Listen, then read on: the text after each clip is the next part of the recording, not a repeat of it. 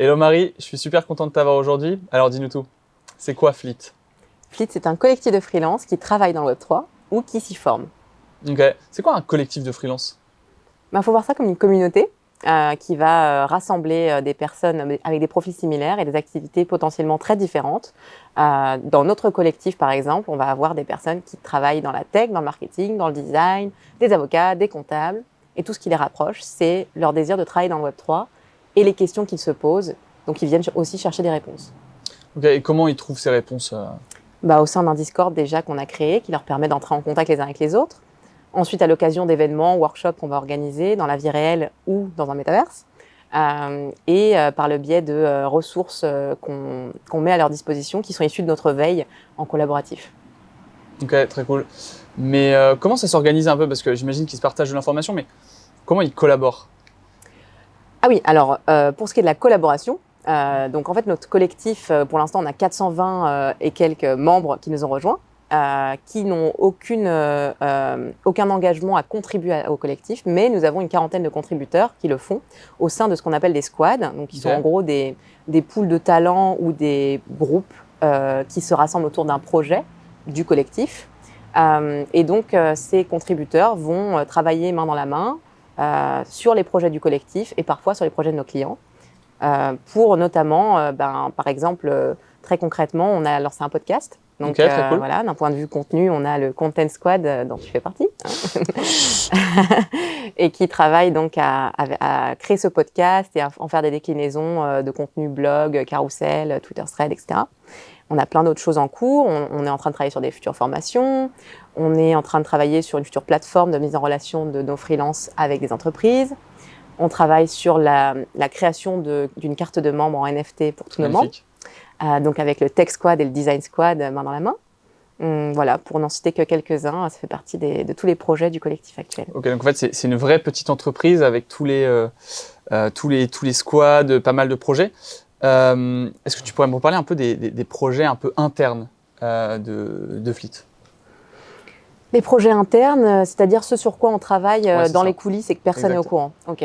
Eh bien, nous sommes actuellement en train de plancher sur les implications très concrètes de créer un DAO en France, par exemple. Qu'est-ce que ça veut dire juridiquement, en comptabilité, comment ça marcherait?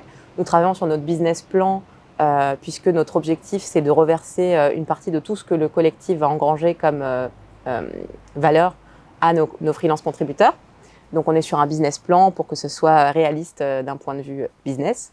L'objectif est donc que nos contributeurs non seulement puissent récolter des fruits de leur travail par le biais de références dans leur portfolio Web3, par exemple, par le biais d'une réputation, par les recommandations qu'ils vont pouvoir avoir de notre part et des personnes avec qui ils ont collaboré, et par le biais de royalties qui vont pouvoir toucher grâce à leur contribution. Ok, donc du coup, il y a plusieurs choses. Tu parlais de réputation, ça veut dire que tu voudrais transférer la réputation on-chain, c'est ça? Oui, en fait, à l'heure actuelle, ta réputation en ligne, tu l'as construite par exemple sur LinkedIn, en ayant ton profil, en créant des posts. Concrètement, n'importe qui met ce qu'il veut sur son LinkedIn. Et donc, la vision de Fleet, c'est de se dire que dans un futur proche, on va tous avoir nos wallets, nos Southbound tokens pour créer notre identité on-chain. Nos diplômes, etc. Nos clients, les recruteurs, vont pouvoir se référer à notre wallet sur la blockchain pour en savoir plus sur nous et avoir une preuve de ce qu'on a pu réaliser. Et donc, nos freelances, on leur offre la possibilité de commencer à créer leur réputation on-chain avec leur premier projet au sein du collectif ou auprès de nos clients. Ok, c'est génial. Voilà. Et au niveau des royalties, comment ça marche? Et est-ce que tu peux me donner aussi un exemple de ce que c'est un contributeur et comment il peut générer des revenus avec Fleet en fait? Eh bien, à l'heure actuelle, alors c'est un système qui est encore imparfait et qu'on travaille au fil de l'eau puisqu'on a commencé fin avril, donc tout ça est assez récent. Mais dans l'idée, on utilise un outil qui s'appelle Crew3 pour faire le suivi des contributions de chacun. Donc, on travaille avec Crew3, avec Notion, avec une to-do list par squad. Chacun va pouvoir indiquer quelle tâche il va prendre, un peu comme dans n'importe quel DAO. Et on associe à chaque tâche un certain nombre de XP. Et les XP que chacun aura collectés vont leur permettre derrière de collecter un badge de contributeur qui va leur permettre de récolter des royalties proportionnellement à leur investissement sur une période donnée en fonction de ce que le collectif aura engrangé comme business sur cette période. Ok, donc si je te dis n'importe quoi, imaginons je sois crypto comptable ou crypto avocat. Si j'ai aidé à, je sais pas, construire les CGV pour un contrat, Ouais. Je vais avoir un certain nombre d'XP qui vont me permettre de toucher des royalties sur tous les prochains, les prochains projets avec Fleet, quoi. Ce serait plutôt par période d'investissement. Ouais, ok, ça a du sens. Ouais. De se dire, si on découpe l'année en trimestres, pour pas fonctionner à l'ancienne en mode dividende où c'est fin décembre qu'on voit ce qu'on a gagné, de se dire, voilà, premier trimestre, il y a eu tant, donc il y a eu tant de personnes actives au sein du collectif, chacun a collecté tant de XP, et donc on va automatiquement reverser la partie dédiée à nos contributeurs du business qu'on a généré à ces personnes proportionnellement à leur investissement en temps. Ok. Et qu'est-ce que tu as comme un peu pool de talent? Parce que tu m'as dit qu'il y avait plus de 400 membres. C'est quoi un peu les différents sujets que vous êtes capable de traiter? On a à peu près tous les métiers qui sont représentés à l'heure actuelle. Donc l'idée, c'est qu'on peut créer des équipes pour, je sais pas, créer une collection de NFT, créer un événement dans le métaverse et dans la vie réelle potentiellement. On peut accompagner des marques qui veulent leur propre concept Web3 dans la partie culture, compréhension de là où ils mettent les pieds et comment on matche ça avec leurs objectifs de marque et leur réalité business. C'est donc vraiment du conseil du coup. La partie conseil, donc des formations évidemment, puisqu'on a des personnes qui sont assez expertes, même si c'est encore tôt pour se prononcer expert, puisque tout est très changeant, mais des personnes qui sont très avancées dans leurs expériences respectives. Par exemple, si vous avez des questions en propriété intellectuelle ou vous cherchez un intervenant là-dessus, rapporté à nos problématiques Web3, on a des personnes, des avocats qui peuvent prendre la parole. Des avocats qui sont spécialisés en plus, voilà, qui s'y connaissent. C'est ça. Si on a besoin, par exemple, de faire un design sprint pour un client, on va dire, voilà, par rapport à votre problématique, on va mettre autour de la table avec vous un UX designer, un directeur artistique, un designer 3D, un game designer si on veut se lancer dans un projet métaverse, un avocat s'il y a des considérations juridiques et que personne dans l'équipe juridique du client n'est à même d'y répondre. C'est vraiment à la demande. Quand c'est vraiment 360 degrés autour du projet, quoi. C'est l'objectif, ouais. Okay. Puisque la vision, c'est en fait de se dire, il y a une pénurie de talent dans Web3, il n'y a pas assez de personnes qui sont disponibles pour prendre des CDI, les entreprises cherchent beaucoup en CDI, et au final, en fait, parfois, les entreprises vont se retrouver à chercher un profil en CDI, alors qu'au final, une petite équipe en freelance avec un responsable d'équipe un peu plus senior peut très bien faire le job. Et nous, c'est ce en quoi on croit, de se dire que nos seniors peuvent mentorer des personnes en tandem sur certaines missions pour venir un peu pallier à ce manque de disponibilité des talents qui sont très seniors, qui sont plus chers, moins disponibles. Et voilà. Okay, donc du coup, développer vraiment un espèce de pôle d'expertise au sein de Fleet, quoi. Oui, c'est ça. On a des experts sur plein de sujets qui ne sont pas forcément aussi disponibles étant donné la demande sur ces sujets-là. Donc, pour eux, c'est plus sympa de se dire, voilà, au lieu d'être en face à face avec le client, ça va me prendre beaucoup de temps. Je vais laisser un profil peut-être un peu plus junior en face à face et moi, je vais être vraiment sur les vérifications, la validation de ça a été bien fait, etc., quoi. Ok. Et comment toi, tu constates la pénurie de talents du Web3? Au niveau des demandes que je reçois, tous les 4 matins, on a des entreprises qui cherchent un community manager dans Web3. Donc les community managers, n'hésitez pas à nous faire signe. Profil rare. C'est ça, ils sont vite bookés. Hein. Ouais, c'est clair. Donc des profils de community manager qui ont déjà une expérience Web3 ou qui s'y connaissent ou s'intéressent. Et après, bien sûr, des développeurs blockchain, c'est essentiellement les demandes qu'on reçoit le plus. Et donc la suite logique, c'est que ce genre de pénurie, ça va être sur tous les métiers, puisqu'au final... combien vous connaissez de crypto-comptables, combien vous connaissez d'avocats spécialisés blockchain. Compte sur les doigts d'une main. Ouais. Voilà. Et nous, l'idée, c'est qu'on les rassemble aussi dans l'idée qu'ils puissent réfléchir ensemble les transformations de leur métier.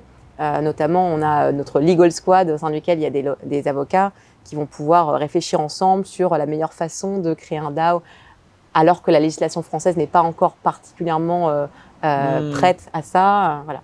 Donc en fait, au-delà même de la mission du collectif, tu as même des espèces de pôles de réflexion qui se montent et vraiment un côté un peu networking qui est super intéressant au final. C'est ça, ouais. Il y a vraiment un côté réseau pour des personnes qui décident de se lancer dans le Web3. Ça ne veut pas dire que leur réseau professionnel actuel est prêt à ça ou intéressé. Donc du coup, moi, c'est la démarche dans laquelle j'ai été dès que j'ai pris cette décision me concernant en tant que freelance. C'est que dans mon réseau actuel, j'avais personne qui étaient également aussi investis dans ce sujet et aussi désireux d'avancer, d'explorer, etc. Donc j'ai été me créer ce réseau-là et Fleet en est né. Ok, voilà. Génial. C'est quoi un peu les gros projets de Fleet? Tu nous as parlé déjà de pas mal de choses, mais je ne sais pas s'il y a des projets qu'on a oubliés, parce que je sais qu'il y en a quand même beaucoup. Oui, parce que en fait, déjà, l'objectif de Fleet à la base, c'est de créer une communauté de freelance. Et par la suite, de créer non pas uniquement cette communauté, mais aussi des produits et des services par les freelances pour les freelances. Parce qu'on se rend compte que en travaillant ensemble, on va pouvoir faire plein de choses et on va pouvoir permettre aux freelances investis à nos côtés d'être rémunérés à hauteur de la valeur qu'ils génèrent. Et donc ça, on peut l'appliquer à une tonne de produits et services. Si les freelances nous aident à créer une formation, eh bien, quand cette formation va être vendue, ils vont toucher une part de la valeur générée. Si les freelances nous aident à créer une plateforme SaaS qui va générer du business tous les mois avec un système d'abonnement, par exemple, eh bien, ils vont pouvoir avoir des royalties également. Donc ça, c'est exactement ce sur quoi on travaille en ce moment même. On est également en réflexion pour créer, au-delà d'une formation pour les freelances très théorique, de se dire, voilà, on a toutes les compétences ensemble réunies pour créer des projets. Et au lieu d'attendre que les projets viennent à nous, peut-être offrir des opportunités sur des demandes très fréquentes dans le Web3 à nos freelances de travailler en groupe avec des expertises complémentaires aux leurs pour se projeter très concrètement sur les situations dans lesquelles ils vont se trouver sur ces sujets-là, apprendre ensemble, tâtonner sans qu'il y ait vraiment l'enjeu d'un client à la clé et donc leur délivrer, une fois qu'ils auront réussi à créer ces projets ensemble, la certification dont ils auront besoin pour montrer qu'ils sont aptes à le faire en conditions réelles. Donc, il y a une sorte de projet test Web3 pour les freelances, quoi. C'est en fait nos 3 piliers en tant que collectif, c'est Learn, Build and Work Together. Et donc Build, c'est vraiment avant d'en arriver à proposer tes services en tant que freelance, il y a un step. Tu peux pas direct suivre une formation et dire ça y est, c'est bon, je suis prêt.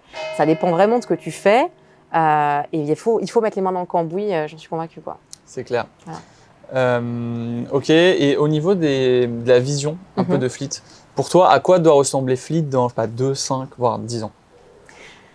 Pour moi, dans le Web3, ce qui va être important, c'est pas forcément la partie technique sur le long terme, puisque finalement, comme on est dans une culture très open source, des plateformes vont pouvoir être dupliquées, des services vont pouvoir être copiés. Donc ce qui va être important, c'est la marque que tu vas créer et la communauté que tu vas réussir à réunir autour.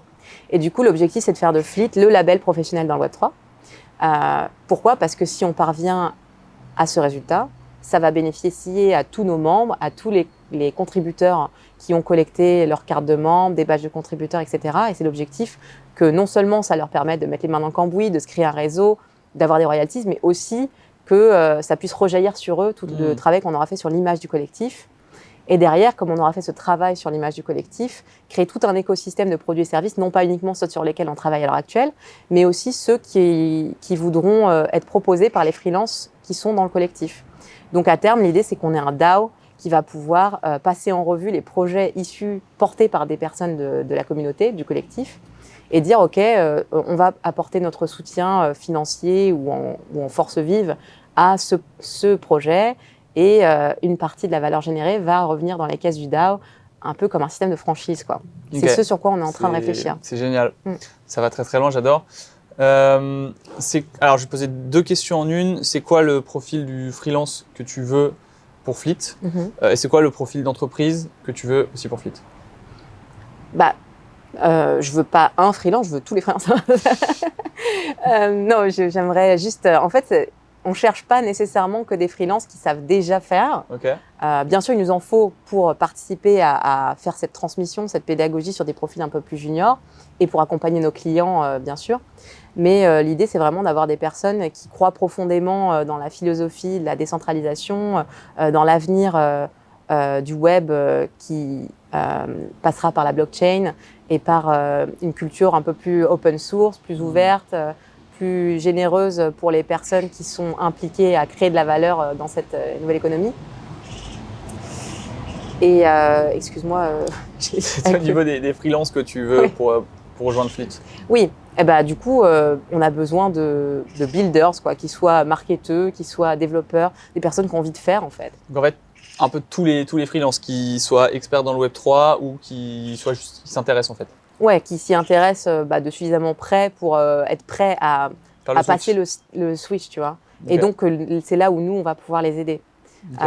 Et au niveau des entreprises qui sont prêtes à certains changements dans leur façon de travailler, dans leur vision de comment on fait du marketing ou du business, puisque du Web 2 au Web 3, c'est plus exactement la même façon de faire. Donc, rester très ouvert et prêt à amorcer certains changements pour accompagner ce bouleversement qui va toucher tous leurs services et non pas uniquement le service marketing avec les NFT et les métaverses. C'est clair. Et du coup, quelle entreprise en fait, c'est un peu qui est le client idéal de Fleet? Un client qui a envie de créer avec sa communauté et non pas d'être dans une approche assez top-down qui est très Web 2. C'est pas j'ai un discours et voilà le discours que je veux envoyer à telle audience, mais c'est plutôt je veux apprendre à connaître ce segment de mon audience cible et voir quelle valeur je peux leur apporter en étant plus facilitateur, partenaire, que je les nourris des contenus que j'ai envie de leur envoyer et j'attends qu'ils likent. C'est vraiment comment on fait en sorte que tout le monde y trouve son compte et qu'on puisse porter des projets, idéalement je dirais des projets qui ont du sens ensemble. Ok, ouais, ça c'est l'approche très Web3 auquel j'adhère. Pour moi, depuis, ça fait plusieurs dizaines d'années où voilà, tu nourris vraiment ton audience et de la publicité, tu mets de l'argent sur vraiment la création de, tu dis top-down. Ouais. Et là, on est en train de passer à quelque chose de beaucoup plus communautaire où en fait, la valeur, tu l'investis pas dans, enfin, tu l'investis dans ta communauté, dans je veux que les gens passent un bon moment, se rencontrent et de là va émerger pas mal de choses. C'est ça, c'est l'idée. C'est en fait quand on était, moi j'étais social media manager, donc on m'a demandé de créer des audiences Facebook, Instagram, etc. Et aujourd'hui c'est ça, c'est des audiences publicitaires. Et les clients ils sont réduits à payer tous les mois des milliers d'euros en publicité pour que leur contenu soit vu. Voilà. Et du coup quand on est dans une démarche de création de communauté, qui a envie d'être là, qui a un intérêt à être là, c'est une toute autre approche en fait. Puisque ils ont tout intérêt à ce que le projet auquel ils contribuent aux côtés de la marque réussisse parce qu'ils y croient, parce qu'ils ont un intérêt financier ou autre. Mais voilà. Et donc, c'est même, d'un point de vue marketing, c'est hyper intéressant parce que ce seront les meilleurs ambassadeurs possibles. Pourquoi les payer des influenceurs qui n'ont pas vraiment d'investissement quotidien avec la marque et son projet, alors qu'on peut avoir cette nouvelle cellule dédiée à non seulement participer aux réflexions, nourrir avec des insights hyper riches, puisque c'est des personnes de la cible du client, et donc créer ensemble de la valeur. C'est clair. Donc Fleet, c'est vraiment une manière assez innovante de collaborer, de travailler. C'est quoi ta vision du futur du travail, future of work, comme disaient les Américains? Ouais. Bah écoute, on explore tous les jours les possibilités déjà avec Fleet. On est dans un terrain nouveau. Hein. Le Covid a permis de booster un peu le nombre d'entreprises qui ont recours au télétravail. Donc nous, très clairement, on ne se réunit jamais autour d'une table, à part pour un apéro en local, puisqu'on est à l'international, on ne peut pas réunir tout le monde. Voilà. Donc on se retrouve dans un métaverse pour toutes nos réunions, par exemple. On a plein de contributeurs que j'ai jamais rencontrés en vrai. Toi, je t'ai rencontré à plusieurs reprises, mais c'est pas le cas de tous les contributeurs pour la bonne et simple raison que je suis à Paris et que une bonne partie des personnes qui contribuent ne le sont pas. Et derrière, donc, c'est comment on va non pas juste se retrouver le temps d'une réunion, mais créer un esprit communautaire, d'appartenance. Donc ça, c'est une réflexion que plein d'entreprises vont avoir. Les entreprises qui adoptent le télétravail, parce qu'il ne s'agit pas juste de faire, mais vraiment de créer cet esprit de culture d'entreprise. Et puis, il y a aussi la question du travail asynchrone. Comment on fait pour minimiser le nombre de réunions nécessaires pour avancer?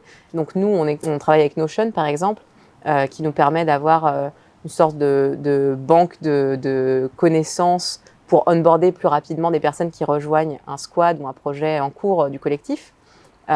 Et donc, je pense que pour les entreprises, ça va être aussi quelque chose qui va permettre d'éviter de dépendre à 100% d'une personne pour transmettre de la connaissance. Et donc, que la personne qui arrive dans l'entreprise va pouvoir se référer à ce genre d'organisation interne pour derrière poser ses questions au manager et gagner du temps. Future of Work également sur en fait, tes collaborateurs, c'est potentiellement tes actionnaires de demain. Si tu leur donnes une part dans ton projet, un intéressement financier à ce qu'ils réussissent, c'est encore une autre façon de travailler ensemble. Les startups filent de l'equity. Eh bien, les entreprises, à terme, peut-être qu'elles auront leur propre token. Et donc, l'employee advocacy, c'est un vrai enjeu de visibilité pour les entreprises qui veulent travailler leur image de marque, leur marque employeur. Surtout en ce moment. Par exemple, ouais, voilà. Donc, ouais, c'est autant de réflexions sur comment j'engage mes collaborateurs, sur lesquels nous, on est en train d'expérimenter. Et donc, on espère ouvrir la voie à d'autres entreprises qui se posent ce genre de questions. Bah écoute Marie, merci beaucoup d'avoir été avec nous. Fleet, où est-ce qu'on le retrouve? Eh bien, suivez-nous sur LinkedIn déjà, Fleet Collective. Donc, on a bientôt 1000 abonnés, donc n'hésitez pas à vous abonner. Et sur Twitter, on est sur Twitter également. Fleet-Web3. Ok, et pour en apprendre un peu plus, le podcast aussi? Évidemment, nous avons un podcast disponible sur toutes les plateformes, sur Apple, sur Spotify. Et puis ce podcast, donc pour l'instant, c'est la saison 1, elle est dédiée aux métiers du futur, donc les métiers du Web3. Donc si vous êtes curieux, n'hésitez pas. Merci beaucoup Marie.